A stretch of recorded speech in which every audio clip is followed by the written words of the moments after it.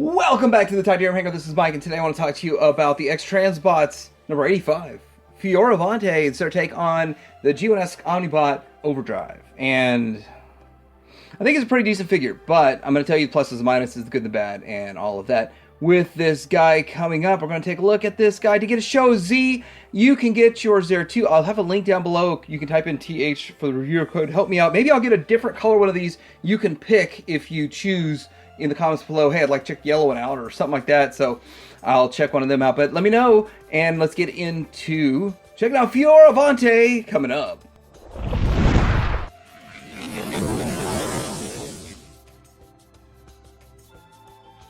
Right, so here he is in his car mode, and I've got to say, it is a very nice alt mode, very nice car mode. I have to admit, overall, it looks the part, definitely. I mean, this thing, it's got a nice shine to the paint, very nice paint job, looks really good overall.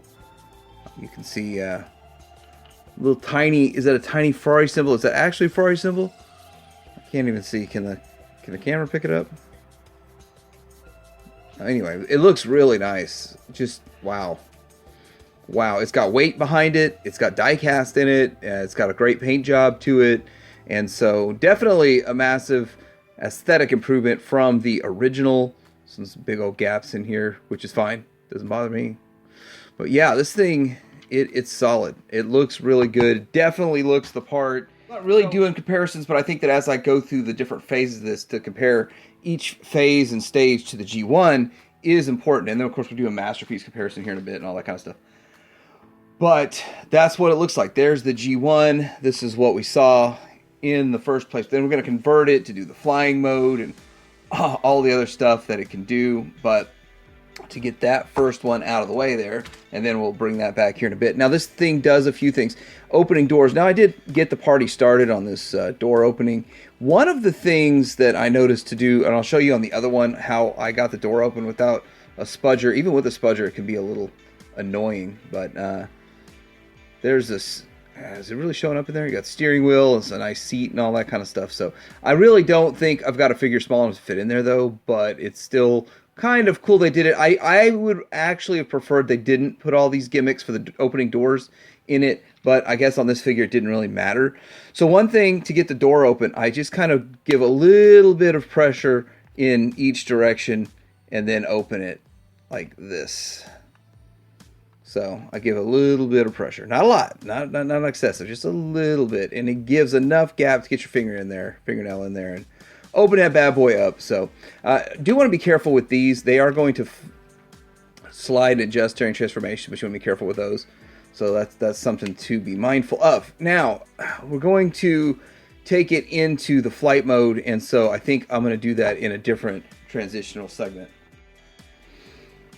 All right, so some of the fun gimmicks on this guy, we're going to show all of that off.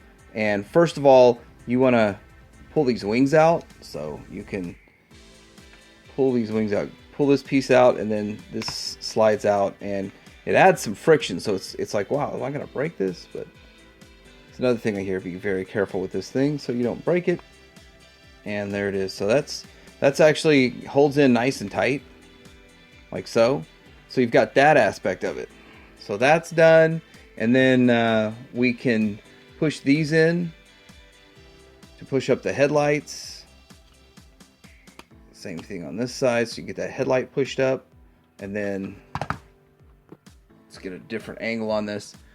Some other things that can happen here, you can flip this tab here up. Right here, and then this will flip around. These little double barrel guns will flip around, and then you can close that tab back up, which actually can pop back loose once you want to close that. So that's kind of cool too. And then we can lift this up and expose that. So this is a little trickier here. Probably need to go at it with the doors open, which is a little tricky. Let's get the doors open, get that piece going, and then flip this around. All right. So a lot of options in this alt mode, and then you got it in this flight mode and flight pose and those kinds of things. And so close that door off. So yeah, not a bad flight mode. It comes with, I guess that's tamper-graphed. I don't think that's a sticker. It's tamper-graphed on there. So I think the G1 one might have had the sticker. So yeah, really cool looking stuff that you got going on right there. If you don't like the lights though, you can push them back down. And so when pushing them back down, I don't know, it feels strange, but I kind of like give a little bit of pressure on it, top and the bottom at the same time. Get the lights back down. That was, I don't really know how that mechanism works. That's an interesting mechanism. Not sure how all that was going on in there. It's interesting. Anyhow, get that tab back down. So yeah, interesting flight mode. I think this is a big part of the toy, a big part of the play value that we had with this when it was a toy. And I don't have a stand, so I'm balancing it on the Red Gullwing stand. If you've got that Ramen toy Red Gullwing, there it is. And yeah, that's what it looks like, sort of flying, kind of fun. Here it is from a different angle. It might fit some of the other stands, like a Takara stand or something. I just don't use those that much, so I don't have one handy. So this one's handy, so checking it out. Let's see what this looks like compared to the G1 in this mode. Here it is next to the G1 with the Omnibot and Overdrive. These pieces that flip around are an homage to if you just left the feet out, I guess. I guess if that was a thing, I don't know. But yeah, it looks the part. You got the little double front gun and that kind of stuff. So we haven't really seen, this is not a character in the show or anything like that. And so with that, I think he might have been in the comics, but just to get the toy that I had as a kid and remembered so long ago and have it in a representation of Masterpiece, quite impressive. Quite impressive. Right, here he is next to Magic Optimus Prime and Hot Rod, just kind of size comparison. So Hot Rod, that's about the size of him, but I am going to bring in something else to compare it to. I'm going to compare it to XTransbots Fuzz, Deputy Fuzz. XTransbots Fuzz, Deputy Fuzz. Yo, you about to get slapped. Alright, so I'm going to stop that, but this is kind of, in my mind, I thought this was going to be as bad as Fuzz. I guess we're going to find out, but this figure here was just a nightmare to transform, and I'm not even 100% sure I still have it right, because it doesn't quite line up right still to this day, and I'm not going to mess with it anymore, but not a fan of anything with that figure, and I was kind of hope everything's better with this guy. One last thing about this before we go into transformation is that it does have a blast effect you can plug in, which is awesome looking. Well, I don't want to push in too much and mess up the paint, but it is painted well all over, that clear headlights and stuff like that. So there he is flying around with his blast effects. Almost forgot him. I was thinking about him in bot mode, but they can go on here too. Alright, so for transformation, we can start off in this mode here. And probably best to start off with the doors open, and well, you can get to one end of this, and that's not that big of a deal. Okay, so we're gonna open this up here, and it's got kind of a double hinge kind of thing or a hinge to open up just a little bit. There's quite a bit that's going to be going on with this guy, and so we are going to need to do a few things. Let's fold these wheels up all of the way.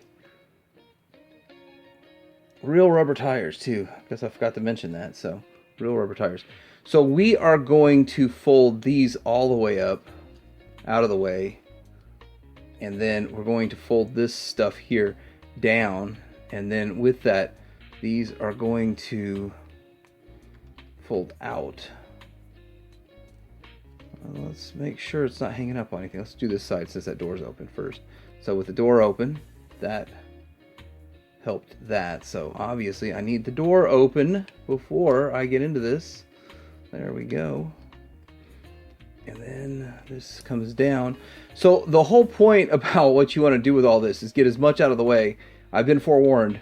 The legs are kind of a tricky part. So you want to untab right here. We're untabbing this arm, and then we're going to get it out of the way here. hit it up here. So that's really just the shoulder. So that's kind of basic, what you would expect with this figure. But go slow, because there's a lot of little points, and I just keep thinking about fuzz the whole time I'm doing this. So, and I wasn't happy with fuzz when I did fuzz. So, well, did I go off the screen? Because I'm not looking at the screen. I was looking at the figure. So, this is what it looks like going over. It's, you almost have to push the whole mechanism lower on the arm, because to clear this piece of the fender, you've got to push down on this a bit as you're folding it. So that's not good. So now we want to get down here with the legs and be very careful and mindful. So we're going to lift up on this here, and then we are going to fold the foot over, and it doubles as the exhaust, which is cool, kind of cool. Fold this foot over. Now you want to separate this. And the ultimate goal with all of this is you want as much width between this as you can get. You want it to spread the legs out as far as possible so that you can get some clearance. And then you're going to fold this foot out to get the clearance that you need so that you can open the leg. And yeah. Alright, with all the adequate clearance, you're going to be opening this slowly. Make sure it goes past everything slowly. And there we go. And so let's do the other side too, just so we've got this point of contention out of the way here. This is a strange, like there's just not any room here to get this out. This is really scary. There we go. And so then we have the leg. So, and I form the leg. So now we're going to get into, now, let me pull this up just a little bit, but he's expanded out and he's tight. Like there's nothing floppy on this, even mid-transformation. So that's pretty interesting that it's that tight going on there. All right, so we're going to rotate down this foot on this armature. We're going to leave it out for a bit while we work on this. So there's a lot going on with this lower leg, and so we have to do a whole lot of stuff. We'll fold this out of the way. There's a panel in here. It almost looks like there's a notch right here to hold on to it. And I actually don't know where my spudger is, so I don't advise using a screwdriver. I never would advise, hey, pull a screwdriver out, but I'm using a screwdriver. So against my better decision making, there's another flap right here. And so all this is going to kind of come together to, fold that in last, I guess. It's all going to come together to make this leg just right. And then fold that in. And then this right here.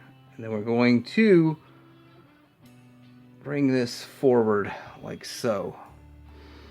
Guess I probably should zoom in on that a little bit better, but yeah, it's better than going off the camera, off the screen. And then we have the ankle. This is super ultra tiny, but I can kind of see if it breaks, that would be super easy to fix. So there we go. There's one leg. Let's do the other side kind of the same way.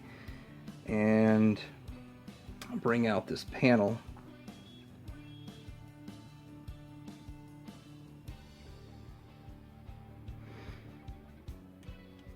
With my screwdriver. Oh man, I don't know if that's a good idea. The other side was easier. Yeah, I probably will need to just buy a set of spudgers, because nowadays you just can't transform it without something like this, and I kind of hate that we have to do that. That little piece is sharp, like a little sharp piece of metal in there.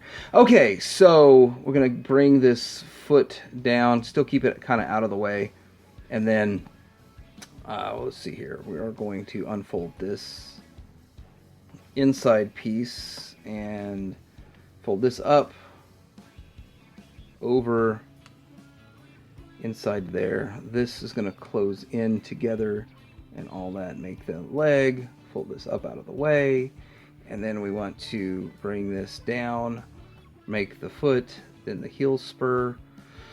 All right, now he is standing. What do we got going on up here? We've got some more stuff going on up here. So we have to do some more things with the abdominal area, which folding out this to make his abdominal area look a little bit better. And then we're going to fold these to the back to get them out of the way. So these are some fillers. They did a lot. A lot of this stuff has to do with the interior looking really good, which, I mean, they did a good job on the interior. I don't think I needed it. I didn't really need the interior to be all like that, but it is what it is. So let's see about getting the upper body done. Now, before we get him some head here, we got to get his head out, moving this around really tight. There's very little clearance there, but there is clearance. So there goes around, and he's got his head. We can put it in place there. And we're going to fold this piece here out, which is going to tab in to the upper body. And make sure we get all this out of the way, and we can fold this down. Now, this tabs in like that. Nice and firm. Pretty firm. Yeah, there it goes. And then we got to work on the shoulders, so moving them around, straightening the arm out. This is another one of those things that, look at the strange, weird angle. Let's just get that recorded for history. The weird angle they got to be in to fit in just right. So the hands come out and move around. My hands, speaking of hands, my hands are pretty rough. I've been doing some serious yard work this week, and I'm not even all the way done yet. So anyway, we're going to close this down on the back, and then we're going to fold this stuff here. Let's see here. Fold this in, fold this down, and so we got the arm just right. This elbow in its position and everything. So I think we got that about right there. And then we got to do the same thing on the other side. Should I fumble with it all, or should I just skip it?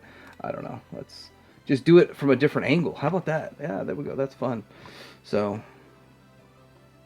straightening this arm out, fixing the elbow. All right, come on. The other one was super easy. It's funny how one side will be super easy, the other one's a little bit harder. But okay, so I guess you really have to keep this angle here.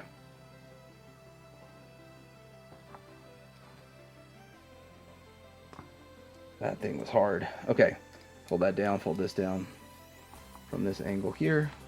I think we pretty much got it. We just need to get this back piece in. So fold this, flatten that out, fold this up to go into here. Needs to get accepted into that right there. And this seems like it'd be really easy. What's going on here?